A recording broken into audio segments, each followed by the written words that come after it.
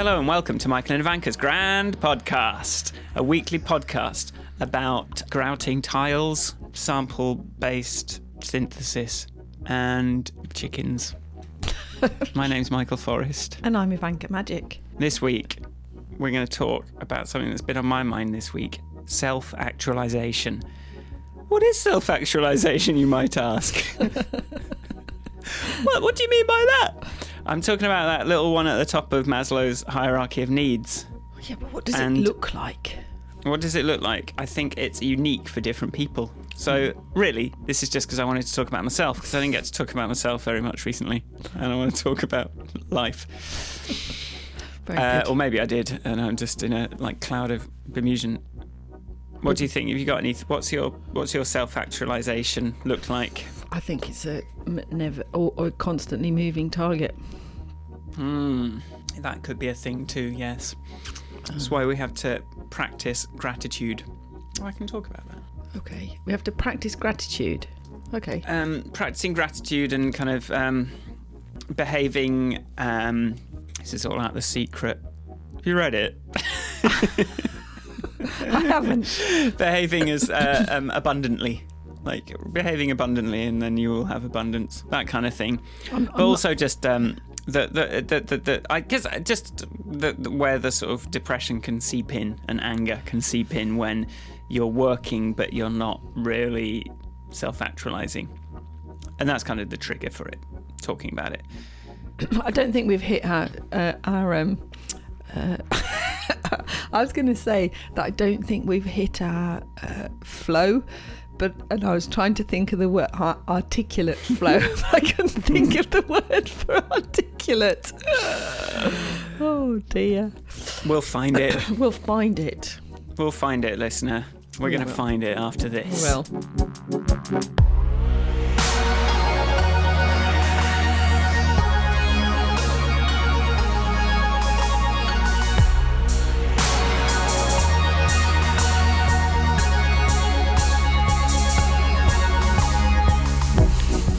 So, hi Ivanka, how's it going?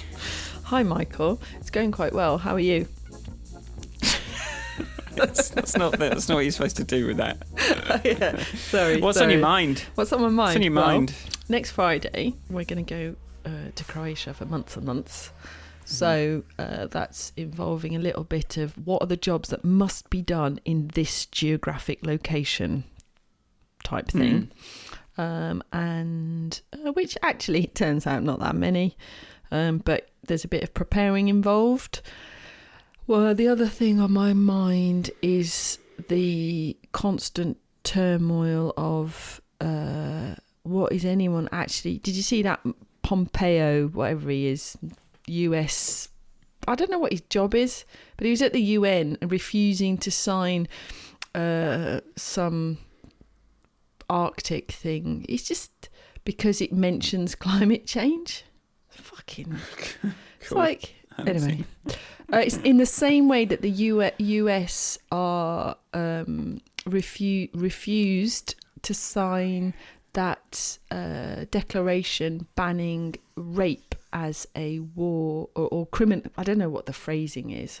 So rape is rape is used as a weapon, so it's some sort of UN declaration speaking specifically about the use of rape and sexual violence as a weapon of war, and because it referenced healthcare of women, which in a post-rape situation may include an abortion, because it mentioned that, they refused to sign it, and then it had to be watered down.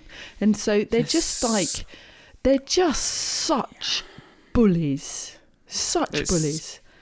It's a shocker, isn't it? I did see that one. I didn't see the other thing. It's just this alludes to abortion being okay. Yeah. Well, guess what, guys? You're terrible for thinking that women should not be in control of their lives. And it's just like bullying is the only word, because a bully by every schoolyard definition isn't necessarily somebody who knows what they're talking about. They're just, throwing their weight and malice around. And that's exactly what the US seems to be doing in the world at the moment. But I saw somebody post it, and I saw some the comments on Facebook. One of them, sort of a few Americans saying, "Why don't you lot just get on with it and just ignore us?" Because they're like. But unfortunately, obviously the US has an important seat on most of these UN committees. So anyway, that's a bit depressing, because like this, the climate change wave, it sort of hits ebbs and flows with me. But after we spoke last week, I've contacted Greenpeace Croatia, so whilst I'm there, and I might do a bit more a few more activities there, because it transpires that they only really do stuff in Zagreb, which is the capital, and not in any of other cities. So I thought maybe I'll see what I can do. And what else? I think those are there's loads of things that are happening on a daily basis, Michael, on a daily basis. Yeah, did you get the Farage leaflet? No, I did not get the Farage Brexit. We got a couple of those through the door. Farage Brexit Party. The photo of him like stretched horizontally, awkwardly. So not the best production values going into that. But I saw the Guardian posted did an article today that was about voting tactically to stop the Brexit Party, because there's loads of other parties that are anti-Brexit, but there's just the one party that will take all the Brexit people. But I thought we were trying to not do that vote tactically thing. I thought we were trying to start just voting what we wanted. So that worries me a bit. I should probably read the article before commenting on it anymore. But I saw a headline for an article today, and I thought, are we doing that? Yeah. I had a similar reaction. I clicked on it, but then I didn't. I opened it sort of in a tab, preparing to read it. The other thing I did yesterday was my students did their end of term presentations. There's a couple of very good ones, and then some very lazy ones. It was very disappointing. But there's a few people that had not turned up to any sessions ever, but decided that they were fully entitled to come and talk at me for 6 minutes. Right. So that was what was interesting was the confidence with which they did it. It's like, oh, that's good. So that happened. And how are you, Michael? How am I? I've had lots of fun with my synth this morning. If you look at my Instagram, I got the last part of it through this morning, tiny little mixer thing. And it's a wonderfully coherent design now, and I'm having a lot of fun with that. So that's good. Do you know what I did? The bank holiday weekend, I've been trying to get my head around this open source 3D program, Blender. Oh, yeah. When you sort of come to a piece of software, you have expectations about what it might or might not do based on your experience with other things. And so for a long time when I use it, I'm like, I'm pretty sure it should be able to do this. And then I'll find a thing, and then I'll figure out how to do it eventually. But a lot of the time that I'm working, I'm like, it's weird and awkward. So at the weekend, I decided, okay, I'm just going to have to sit down and read the entire manual for this thing, which is something I used to do with software back when I was 13. Deluxe Paint 4, I read the manual. I remember being in a sort of computer session, sort of doing something, and someone was like, what did you just do? How did you know to do that? I'm like, well, I read the manual. And they're like, what? I was like, yeah, sometimes you read the manual and you learn what the thing can do. So I was quite pleased with some of the discoveries, but it means I'm a bit more confident with this 3D software. I'm actually like modelling things and having some surprises about features that I didn't think it would have, and seeing, fiddling with it. So I've been in 3D land a lot this week, trying to for this silver gun carrot coin project that I'm working on. So that's been my life. That going from that work, just kind of like waking up early, fiddling with that, doing some work, and then the evening working on the animation again, and just head down really. You haven't seen Game of Thrones, but one thing that I did find out this week was that the White Walker thing, the winter is coming stuff is an allegory for climate change. So you have the politics of the capital where everything's okay, but then you have like these warnings about like death coming from the north. And I was thinking, someone should point out that that's quite like climate change. And then I found an interview with George R.R. Martin talking about how it's an allegory for climate change. So you've got all these characters kind of squabbling among themselves. Meanwhile, there's this threat, this growing army of hundreds of thousands of the dead coming from the north that are just going to kill everyone. So on the one hand, it was nice to, and the thing is, I would have just sent you the video about it, but you may at some point want to watch it. Probably not. I don't know. So it's hard to know how to deal with the spoilers. I kind of feel like I should. I don't really know what to do about spoilers on the podcast, really, because I think you just have to say that it's spoilers, but then I don't want to spoil anything for you either. So if we haven't watched the same thing, we've fucked. Sorry, we did have a discussion this week that perhaps we would watch Game of Thrones. That's as far as we got though, and because we were trying to work out what it's on. So it's on Now TV. It's on Now TV. So we might swap one of our other subscriptions for Now TV. But I don't tend to watch a lot of telly in the summer in Croatia because why would you? I'm so sick of think pieces on YouTube about everything that's wrong with these things now. It's like anything you can think of that you like. Now YouTube will. The first thing I start to see now is 7 problems. How to fix Game of Thrones. How to fix Avengers. This and that. And it's like, God, it's just. I know it gets clicks, but I don't care, and I've had enough of it, and I don't like this culture. But I think that's we've discussed that whole. It's much easier to be clever and sound clever and go, let's what's wrong with that. And I mean, I'm on this Extinction Rebellion group, Facebook group for Brighton, and as that massive, hopefully the thing we look back on to say started change was drawing to a close. Somebody posted a critical piece about what's wrong with Extinction Rebellion, and I'm like, okay, and I think this leads in quite well. In a world of trying to self-actualize and become constantly better and improving and reviewing where you are, you want criticism or self-criticism and evaluation is important. But can't we just take a moment and go, well done, before we start finding all the things that's wrong with it? No, we cannot. While it's hot, we must criticize it immediately in order to get clicks.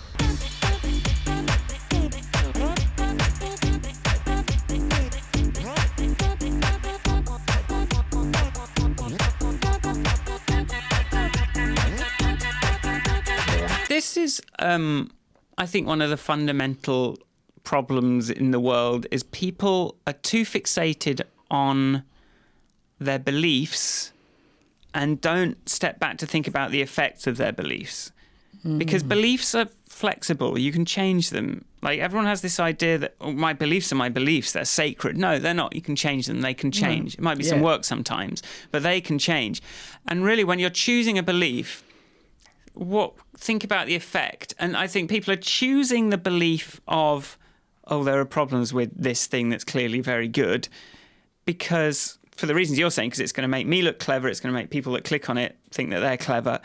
And it's like, well, what's that contributing to society? Nothing. That's just gross. It's just like, we can criticize anything. And the effect, what is the effect of thinking that abortion is wrong? Why didn't you think about that instead of just, having your dogmatic beliefs that are kind of come from some nebulous idea of truth or morals or that kind of thing, and actually think about how your strongly held belief affects the world around you. And if it's poisonous, maybe that is the reason not to have that belief. And arguing over facts is not the point. And I think that's one of the big problems. I think that, Lydia and I had this conversation. She'd been on this course and had an argument essentially with somebody saying exactly the same thing. It was like, you can believe whatever you like until a point at which your beliefs affect me. And in which case you need to think about how, and I have a right to then disagree with your beliefs because you're imposing them on me and not thinking about how they impact on me. And I think, which is an interesting one, because, you know, in a sort of liberal world, we also, you know, we sort of think that, I don't know, educating everybody is a right, you know, do you know what I mean? It's like, we like to think that the things we believe in are good for everybody. And so do the people that believe in things that are not the same as us. And it's just like, I think understanding how your beliefs affect other people is a really important step. Understanding and discovering the kind of unconscious beliefs that you had. I think the problem is that it's the same reflex, the same reaction to someone kind of widening the scope of a politically correct or liberal thing to include more people in that previously I was perfectly happy to be, bigoted against. It's like, oh no, we've got to take, okay. And that's like realizing that you've got an unconscious bias and then having to consciously override it. And a lot of people are like, oh God, I'm so sick of these new things that I have to now change. It's kind of a similar thing to that. Can you, look, I like this film. Can you not just rush to post something critical of it? But then there is a massive difference in that, because we're talking about people versus something that, it's like people's exist, like one reason you're kind of expanding the scope of your empathy because otherwise you're hurting people, and the other one, by expanding the scope of your thinking about it, which I suppose you could call kind of fun, coming up with criticisms of something, is actually just kind of horrible to the people that put a lot of effort into it in the same way. So if it's going to just make people unhappy, that's the thing you have to look at, rather than if it's going to force you to change, or if imposing your beliefs on someone is going to force them to change in a positive way, or in a sort of regressive, or just... Yeah, I had this conversation this week. So I had my hair done this week. I forgot to tell you. It's squashed by headphones. That's why I didn't say anything. But anyway, but my hairdresser is he's in his 50s and he's got an MA in art. And whenever we get together, because I get my hair done so rarely, takes ages, we had this big conversation about this topic of the gammons that gets used, where you've come across this, where, you know, you've kind of white Farage supporting is a gammon. The gammons are the gammon. Anyway, and because he had been to, and he's gay. He's got a master's in art. He is a hairdresser. I don't know what else, but he's never driven. He's been a lifelong vegetarian. Blah blah blah. Anyway, he's at this wedding. And so he's got friends that are in the Extinction Rebellion, and he's got friends that are, you know, like Chanel handbag wearing, kind of, you know, he's just got a range of people that he hangs out with. And he's like, you know, if I sit and talk to these people, none of them are they're not sitting there deliberately ruining the planet for their children. So by calling them gammons because they are ignorant of a thing, or they haven't had the opportunity to talk about it or think about it in a respectful, you know, like in a safe environment, then it's very hard to that, you know, simply dismissing their opposite view, even though it's a massive drain on the world, is not helpful. It's the same as that sort of YouTube video of, you know, 7 things wrong with that thing that you really love. You know what I mean? It's exactly the same thing. Going, you know, you've driven here in a 4x4. You have your nails done every week. You've had, I don't know what else. You fly 4 times a year on holiday. La la la la la. Rather than going, you're wrong. Then being able to go, oh, you know, well, I do this. I'm a vegetarian. I don't drive. I've never driven yet, and I can still live. I survive. Oh, I do want an app. Listen, for your next app that you make when you're free, bloody hell, I'd like, instead of like recording your food and calories and shit, I don't really care about that. I just want to be going, breakfast, was it vegan, vegetarian, or not? So, okay. You know, so every meal, and then I want to be able to measure how vegan I am. Okay, how vegan are you? Yeah, so every time you have a snack, so like of the meals that you have, you know, 3 meals a day, wow, you were vegan all day today, well done. Or today you were 25% not vegan or vegetarian is still okay. But if you go to meat, you get like, that's it. Just 3 buttons. All right. Thanks. All right. Fine. Okay. I'll get on that. Good. As soon as I've got some free time between, Or maybe else. it's time you tutored me in the art of making an app. Okay. And therefore in you exchange can... for your helping me to do some SEO. Exactly. Or whatever. Okay. There you go. All right. Okay. So we've got an app idea. I love those. Love people telling me their app ideas. Always fun. I just want it for me. You got an app idea. You got an app idea. Cool. I don't really care. Well, I just want it for me. It could cost it depends on the app how much it's going to cost, really. Like if you tell me a little bit about the idea, then I can sort of give you an idea of how much it might cost to get someone to do it. This is what I say to people, and then they go, oh, sometimes they're like, oh, I don't know if I want to share. Oh dear, keep it secret. I'll be like, don't worry, I do not have time to steal your idea. And if I'm perfectly honest with you, someone's probably already done it. Yeah, like, I couldn't every find idea one has with my probably idea. been done, and it will probably just be a quality and actually like it's the effort that you put into it and the support and all that kind of thing that is going to determine its success, not the idea. Ideas are cheap, so don't worry about that. Just give me a rough idea of what sort of thing it is. All right, okay, so that's going to need a whole kind of database, server-side infrastructure and user identities, which is a lot more complicated than if it was just some self-contained thing which can just sit on someone's phone and not have to talk to anything else. So, that's going to end up kind of adding another 10k to the cost probably. Oh gosh. Yeah, no, it does cost a lot. It does take a long time to do. And the people that can do it are quite expensive. So, probably an app idea is not going to make you rich. Sorry. I just want it for me. I wasn't saying any of that to you. So maybe. So if it's I just could you, probably just have a spreadsheet. Make me an app for you. Well, the spreadsheet's a good Google Sheets. I do a lot of my tracking in that at the moment. And I always think I should probably have an app for this. You can do you can set up if this then that to do a Google spreadsheet thing where you can press a button and it'll kind of go and save it to a spreadsheet. Okay. That's a thing that can be done. Thank you for that Sorry. bit of free consultancy on technical solutions to my problem. Generic consultancy on how to make an app.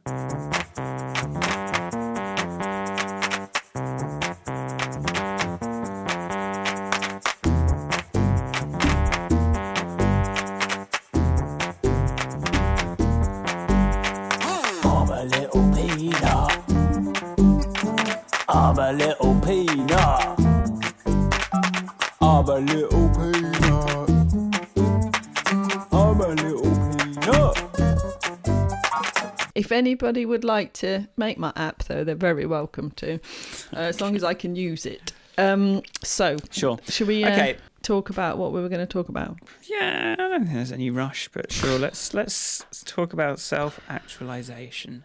What does it mean for you at the moment to be self-actualized? Okay. It's not an easy question. It's not an easy question. I think. I mean, it's about meeting your potential, right? And I think and what is it about? What is your untapped potential at the moment, if any? Do you feel? Well, I always feel like I could be doing more, should be doing more. I think recording this podcast has helped me in a lot of ways in terms of setting time aside for thinking, for which I'm then I encourage myself to finish reading or start reading things that I might otherwise have just let drift. But I always think about whether or not I'm living up to my full potential. I think about that a lot, and I can get quite caught up in the idea that, and then it's like, whose version of this potential am I not living up to? And then I've accepted some limitations, like I do need sleep, which means that then I've only got so many hours in the day. So therefore, I can only do, and there's things I like to do, and I feel that I should do. So. I think on a weekly basis, I probably cycle through. I'm doing okay. I'm all the way through to an utter failure. Probably quite regularly.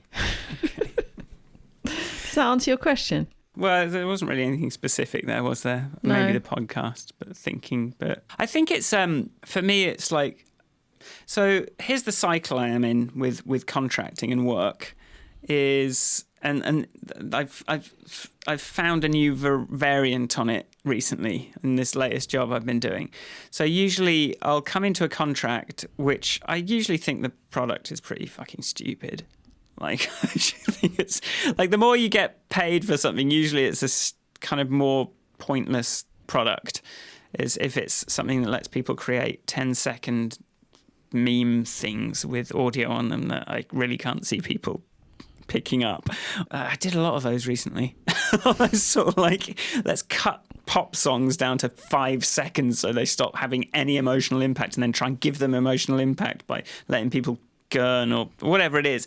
And it's like very complicated to do and completely pointless. And I've always sort of, because I enjoy embracing the technical challenge of making something work, it means I can sort of ignore the effect of it to a point.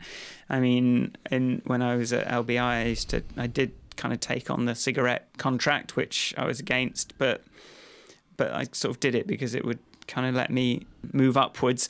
But usually what will happen is someone within that place I'm working will become the focus of some anger. And then eventually it will be that frustration it'll be a person or it'll be a process. And the anger will be the thing that ultimately I sort of don't like who I'm becoming. And that's when I usually kind of call it a day. And it's quite hard to sort of stop these contracts sometimes because it is a lot of money to suddenly stop having. It's like, if I can just stick it out one more day, that's another 2 modular synth modules. It's like, yeah. Or that's like the studio rent for the month sometimes, and it's like, it's hard to sort of say to yourself, okay, I'm going to just say no to this thing that actually I like, what's so special about you that you just can't sit and just do this. And usually it's when this kind of focus of rage becomes so much that I can't really deal with it anymore, and I just have to go because I'm just being horrible to everyone, and I just feel bad about that. But this one, I've noticed it's been a slow, because everyone's so nice here and I have so much flexibility, and there's a lot of respect, and I'm kind of getting it. Just, I don't think it could be a nicer place to work. Even I don't know that I think that making I don't know, and I don't know if anyone is listening that works there either, so I'm not quite sure how. And I don't want to sort of shit on anyone's thing, but it's like, is making, booking a hotel 20% more pleasant gonna change the world? So it's hard for me to kind of think of it as particularly meaningful. But because there's no one to get angry at, and it's kind of useful, and I do enjoy using the app, but because I've got nothing to rage at, and if I get upset, I'm just kind of like, oh, well, let's not deal with them. Let's kind of go somewhere else and do something else. It's kind of like when rage turned inwards, I think, or just that sort of impatience kind of turns to depression, I think, a little bit. It turns to kind of like, it goes inwards and kind of turns into this heaviness. I've got no one to blame it on except, and I didn't really understand what was happening until I thought about it in terms of self-actualization.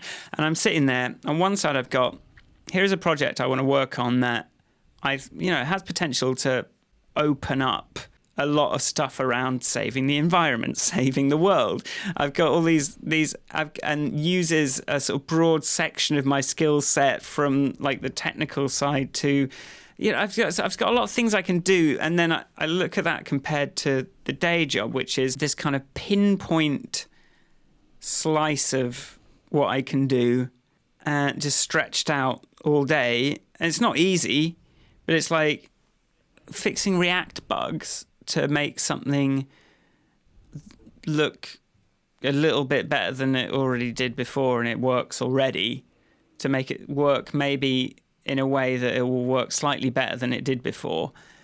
It's the opposite of self-actualization. Especially when I'm not really learning. And usually the self-actualization might come from learning new skills and kind of mastery over some framework or mastery over some new programming language. But when that's just, it's like, I kind of know this. It's really, I think that's the source of. I don't know if this is podcast worthy at all. Well, I think that I don't really know what you're trying to say. You're sort of, are you saying that you are actually enjoying your job in some ways? I'm saying I'm as jobs go, You've got I'm a quite nice enjoying job. it.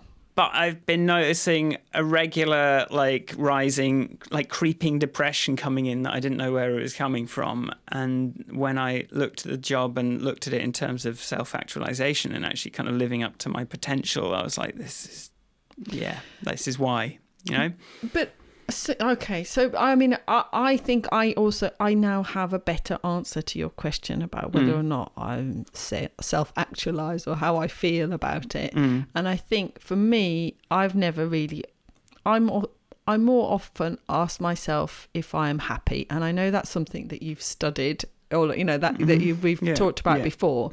But it's that sort of, am I happy? And fundamentally, at the moment, I am happy, and in those moments when I go, oh, shouldn't I be doing something else? I go, well, stop a minute. You've got, because the work, this work that you do is an important part of a facilitator and an enabler of other aspects of happiness, of your happiness. So it's like, am I in debt? No, because I've got a night. Is anyone being no? So. Well, this is the thing. Now that I'm not in debt, now that it's all, the variable is how big a holiday are we going to take? And it's sort of a bit depressing to go, I could so easily just spend all this and then have to do this for another 6 months, just to kind of then be able to but my goal is always to kind of save up enough money to be able to not have to do it for a bit. But and I think that's this depression rage thing. It's interesting to hear you. I mean, there's loads of work that produces. I feel literal belly full of rage when I think about local authority IT people. Literally, I'm like, I get angry in my stomach, and I don't know what to do with that anger. And the only thing I can do with that anger really is do my job. So when I have the opportunities. But I think maybe part of your analysing of this job under a negative lamp is also not being used to having a job that doesn't make you angry. And what's wrong with, for once, just doing something that you can do really well and just doing it without having to, Well, look, the point is this creeping feeling is not something I can necessarily control. No. I don't think, and that's the thing that's kind of ringing the bell now. So instead of me raging at someone, it's like the bell is being rung, and it gets rung at this. Okay, now I'm not worried about eating. I'm not worried about where I'm going to live. I'm not worried about having the finer things in life if I want them. But I am looking at what I am spending. What is it like? And it's even 32 hours a week. It's not even a full week. I've got Friday off. But even those 32 hours, I can't only do something for the money. No. The money does not meet any emotional and does not meet your needs once there's a certain level of it, that it's not a worry anymore. No amount of money can, if you just kind of feel like, right, yeah, I'll make that animation 100 milliseconds longer and change the easing on it. Sure, that's I love my life. I love my existence. But is there? Is it? Maybe it's a narcissism thing. Maybe it's like, I've got so much more to offer the world. And that's why I like these sort of smaller teams where I can do lots more different things and have a lot more of an influence, because I feel like I'm using more of my facilities.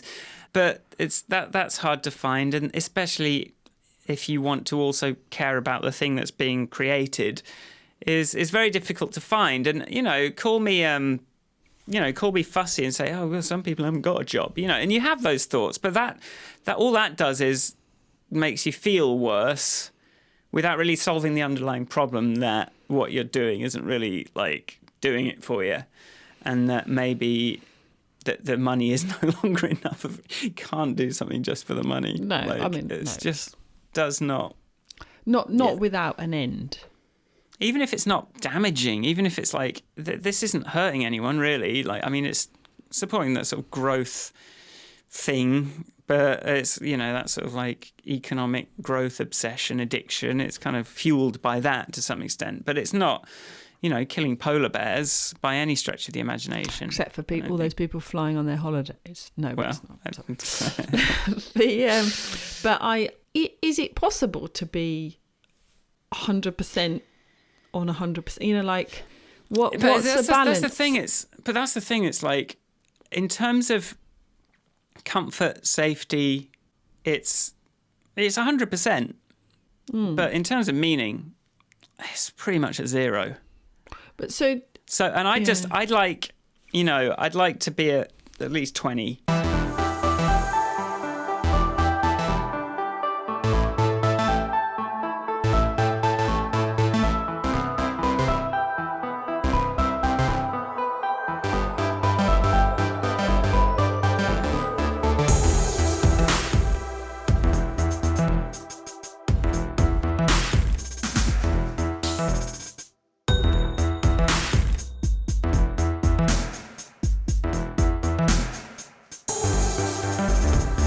When you compare it to, I would like to make this Done Good app work properly. I would like to do this blank state, all this stuff.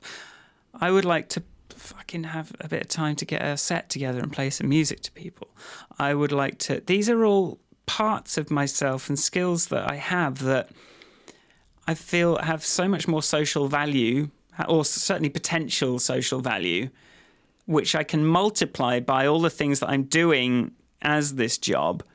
Like, I can multiply that by the ability to create systems and engaging content and things like that no one needs me to do. Like 32 hours a week of my, whatever percentage of my life that is, it's just sitting there atrophying, like all these things that, I can offer. And that was actually like, when I worked for an agency, I'm probably more comfortable to move this back in time. When I worked for this marketing agency, and it was like, you just don't need any of the things I can do. Like, you need like one or two of the things that I can do. And it just makes me feel like, what is the point of going through Canonical to come out the other side having... I always say it was like I got 10 years of experience doing that job in like 18 months probably, and then to just be thrown in this thing where it's like, well, God, you don't need any of the stuff I've learned. It's just you're not even building anything. You're just sort of kind of making nice marketing pitches and like design documents, and you don't really build anything. And you've got me sitting here as tech director, creative technologist, whatever the fuck, and just I'm not getting to flex any of these muscles. And there is always that sort of like time pressure of like, the longer I don't do this, I'm just going to lose it. I don't want to lose it, or I'm interested in it at the moment, and that's where I want to put my energy. I want to get to the point of what is self-actualization. Why is it important? How can we kind of talk about this? Like, but I think self-actualization is a huge luxury.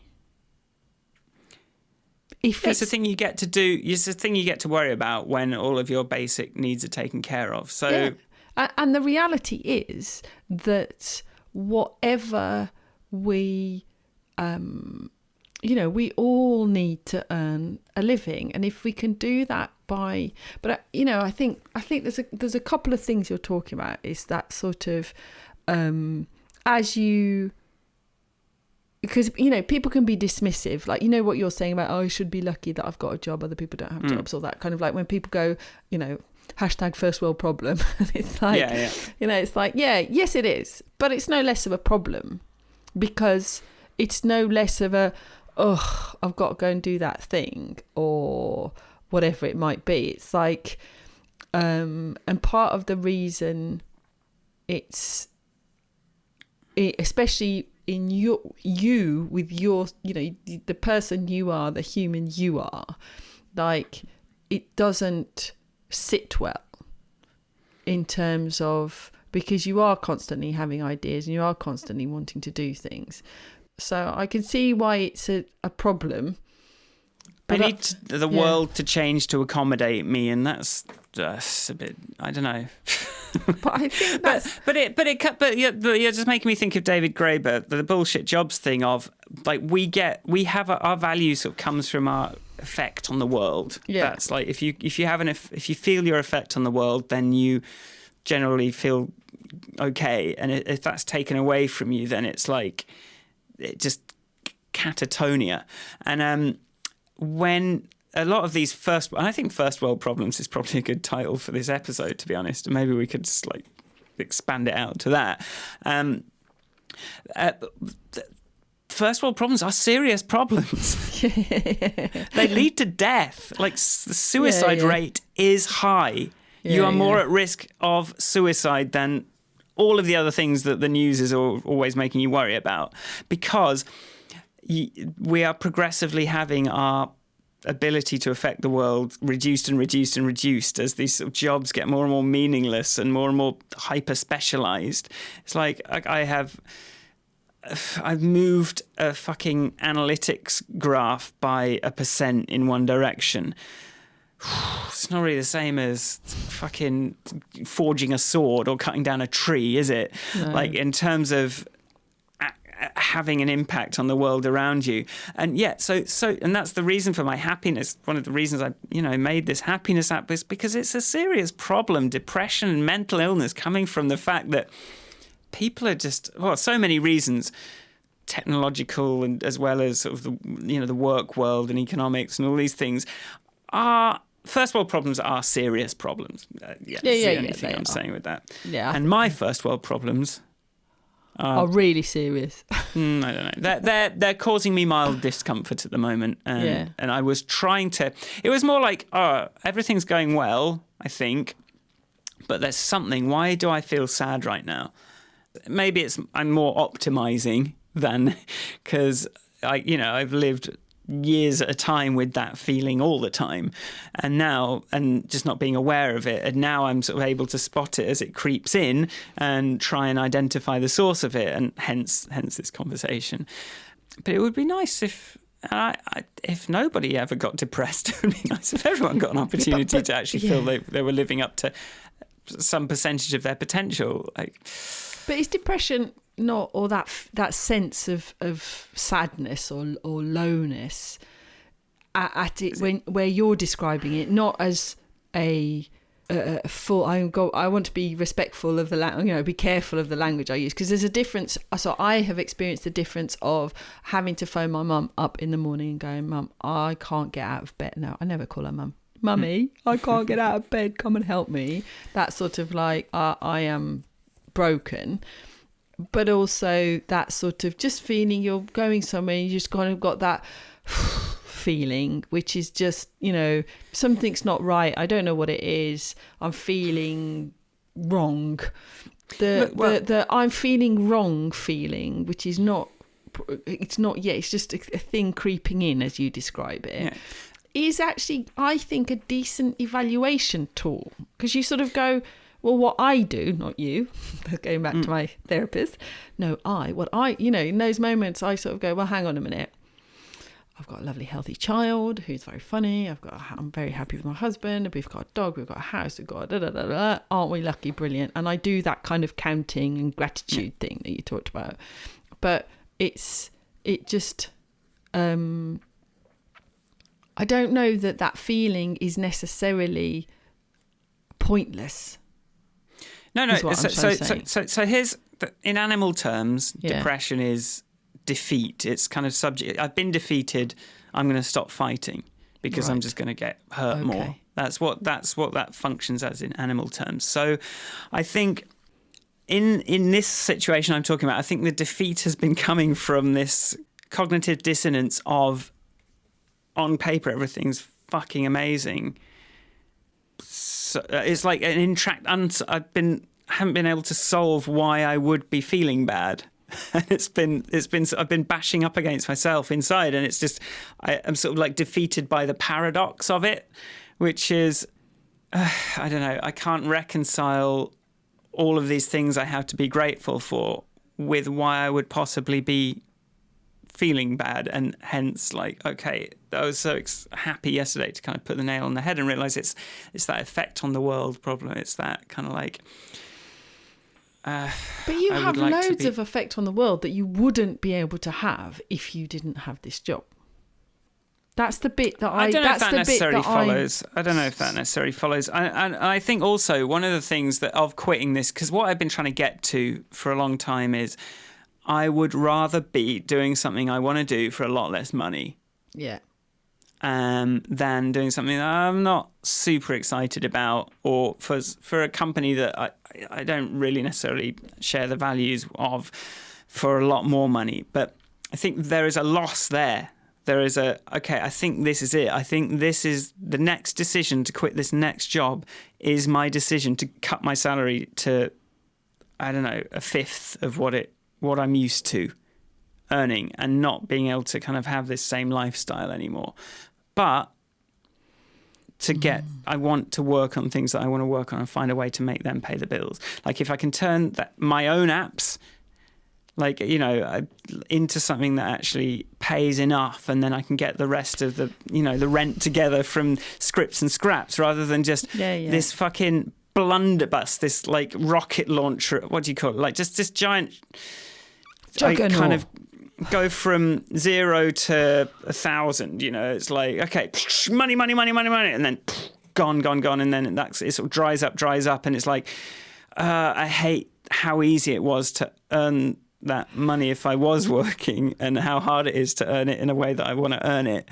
But I think one of the hardest things I'm about to do is just go, okay, no, I've got to make peace with the idea that I'm never going to be, or it's going to take a long time before I'm back up to that level again, doing the thing that I want to be doing. But I think what you're describing as this creeping sadness feeling is the sadness there is of change. Yeah, so that's what I was saying with that. Yeah, that's what I was saying. That's what you're saying, yeah. That you're coming to a point, you're realising that you're coming, so there's not actually anything wrong with the job. It's just that you know, and you're preparing for this next step, which you know will require massive adjustment. And that's, you like, that, you know, crying at the end of term, which I always used to do at the end of the school year, like, oh my God, it's never going to be the same, you know, and it's like, it's the grief I feel that same feeling when I consider, you know, the climate crisis. Like, there is a change coming, and I'm already grieving for it. So there's that underlying creeping sadness that you talk about. And I think what you're describing is that sadness, and not a specific problem, but not necessarily. It's not about the job. It's about the change. Okay. It's certain. Yeah, and it could very well be that.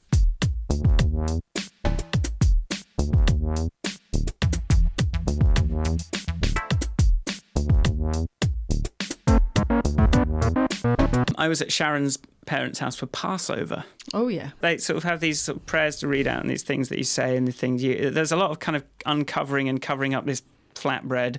It's like, now reveal the thing and I'll cover it up again. But I was able to sort of put my finger on the fundamental, that something that Judaism does really, really gives you is, it's all about gratitude. And there's this whole thing where it's like, even if God only freed us from the pharaohs, that would have been enough.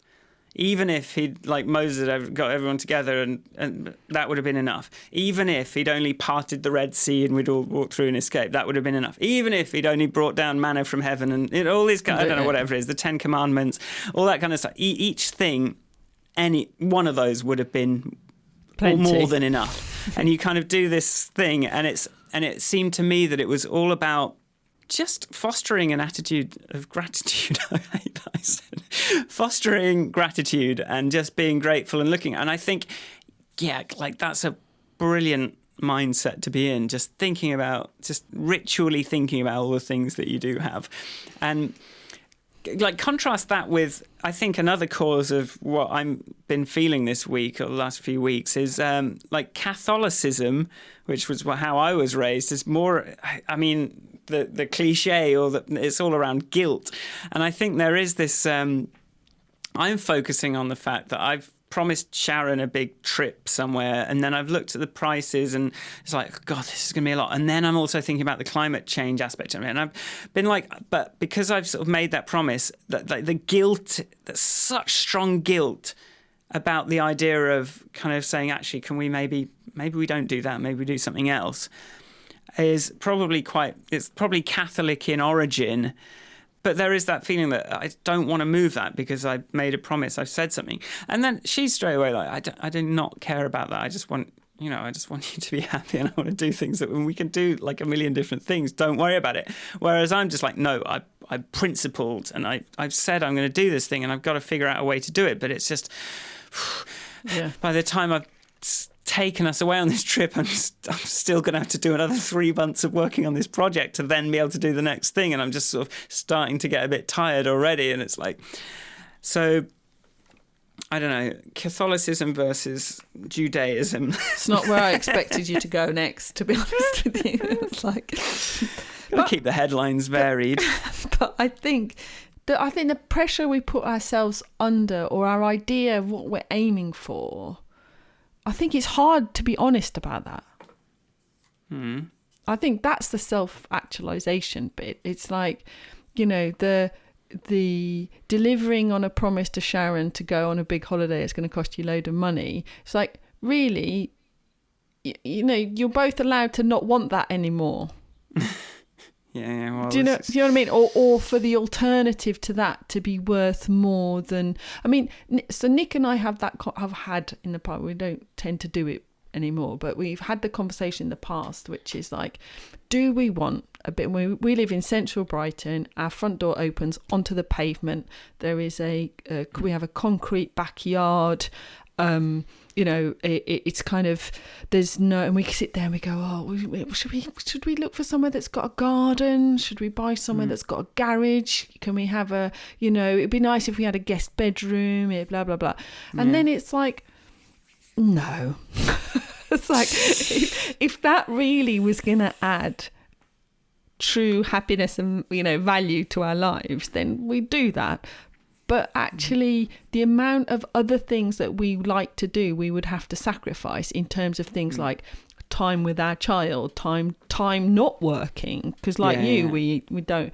Nick works 5 days a week, but I don't. That kind of like. Do you know what I mean? The amount of effort that delivering on that ideal that we may have considered at some point. That sort of, should we move house? It's like no. So I think that sort of, in the same way that our interests and our beliefs and everything about us really does evolve over time, you're allowed to change your mind about all your goals. They just represent your thinking in a given moment, don't they? Yeah, and the only trouble with it is it's like, I wish I could have decided that 2 years ago, because I've been giving myself a hard time about not getting to it for so long. It's like there's another loss there, a loss of a thing that you were picturing, that you were kind of working towards. And then sort of the idea that as you're finally there, it kind of evaporates. I mean, this is an old story, isn't it? You kind of get to what you're going to, and it's like, oh, it wasn't anything. Yeah. It wasn't anything there the whole time.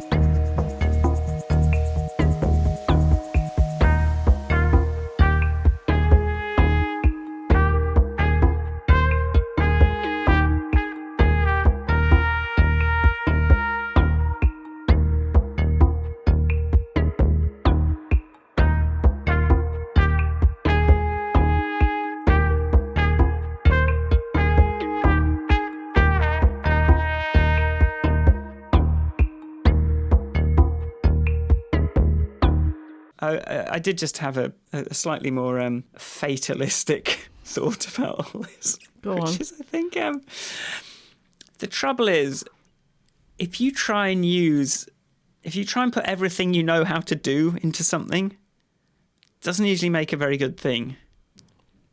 Right? Like, so I just think about, because I thought about it in terms of music there, like, if I just made, I would never just go, right, I'm just going to make a blues song, because I've always been like, well, it's got to be a blues song, but it's got to have a drum and bass twist on it and some dubstep bass and some sort of like jazz influences, and it's got to have some weird instrumentation, and I can't use any presets, and I've got to get, I kind of, here are all the things I know how to do. I'm going to try and pour them all into this 2 minutes of music, 3 minutes of music. It's not going to lead to something good, and it's very easy to see in terms of that. And so, like, and it's exactly the same with a job. Like, it's very hard for me to find a job where I get to use all these different things. And probably I wouldn't have as much value to the person paying me as I do when I'm sort of like super kind of sharpened on this one area, or even like in this case, like multiple areas, but still only a fraction of the stuff I'd like to be doing. I guess at some point you just have to call some things hobbies, or you have to sort of accept that you're not going to offer value to the world. You really do have to sort of limit the things. And like, just, even you hear this sort of Picasso quote where he said he was just doing sort of like fakes, like fake Picassos by the end. He was just like painting in this style to look like a Picasso. He wasn't like originating art anymore. He was just like this production line. Is that just an unchangeable fact of how the world works, or is it you just have to think, okay, it's just for this time, and then the next bit of time I'll do something else? I think it's about for this time.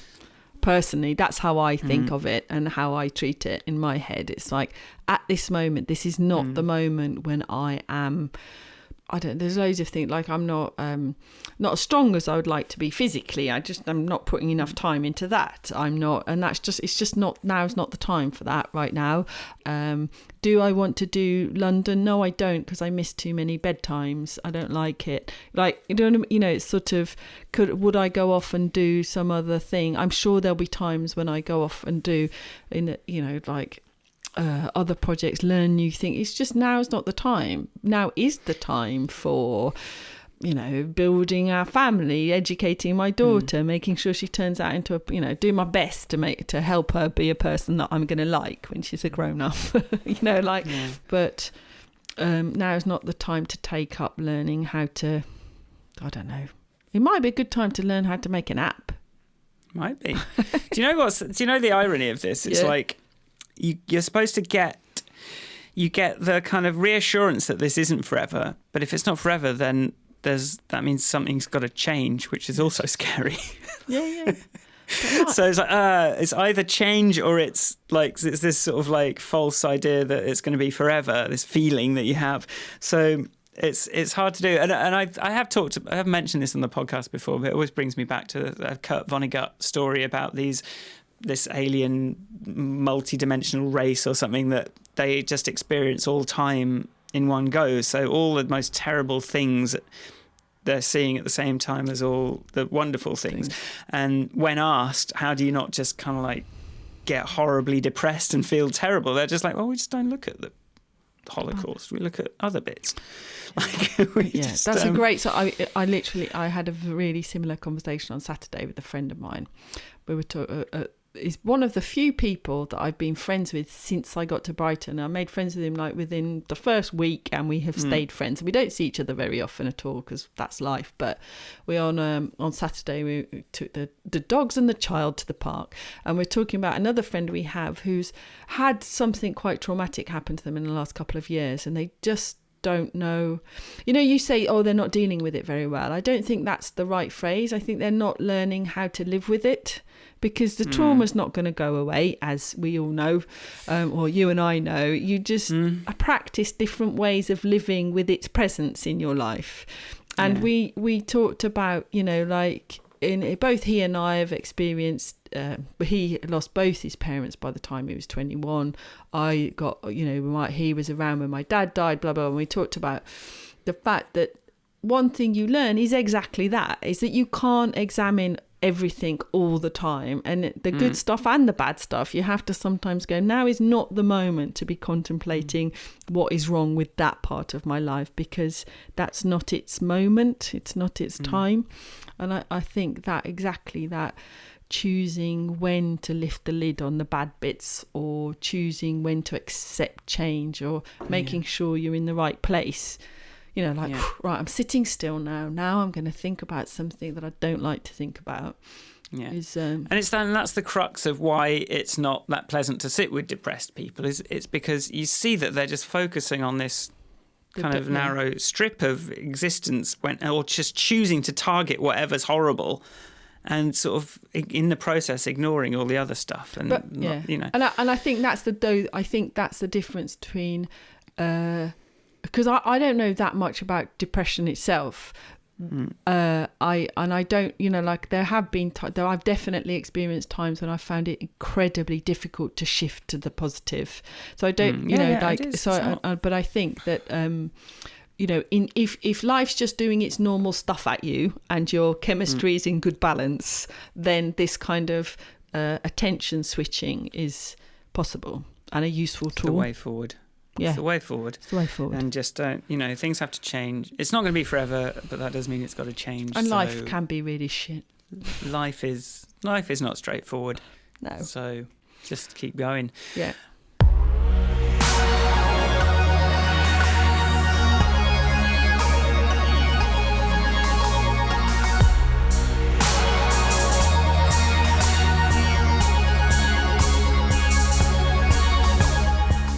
Thanks for listening. If you like the podcast, you can find us at grandpodcast.com. And please subscribe. There is a button. And I hope you got something out of that. It was more of a therapy one, but I feel like these are pretty universal things. No? Yeah, they are, yeah.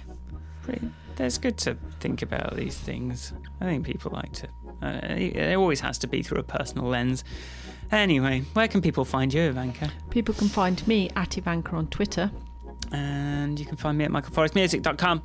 If you want to hear some music that's trying to do all the things I can do in one song, that's the place to go. And yes, if you want to be very kind to us, it would be very nice if you wrote some reviews, ratings, tell your friends. Just go now, you're listening on an app, go hit the 5-star thing. Rate. Did you know we've got a Patreon? Oh yeah, we forget to tell people at that. Patreon.com/grandpodcast. Be our second supporter. You can do it. It's just a vote for us to keep going, really. It is really. $1 a month. It's nothing. It's not anything, but to us, it's like, oh, we're doing something that has value to someone. So you just consider it, would you? And yeah, thanks for listening. So that's it, innit? Yeah. Tell your friends, shit like that. And we'll see you next time. Bye. Bye, bye, bye, bye, bye, bye, bye.